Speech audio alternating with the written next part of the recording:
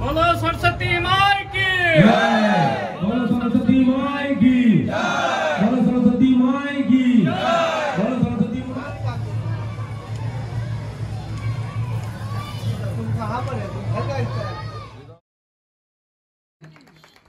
की।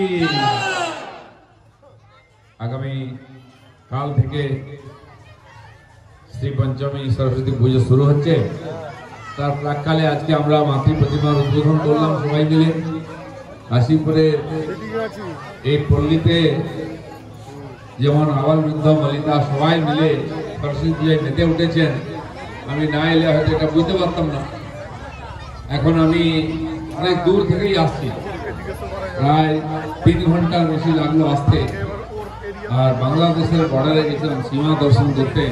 এটা ভালোভাবে সম্পন্ন হবে এবং মা সরস্বতীর কৃপায় আমাদের এবং আমাদের ছেলে মেয়েদের সবার বিদ্যা বুদ্ধির বিকাশ হবে।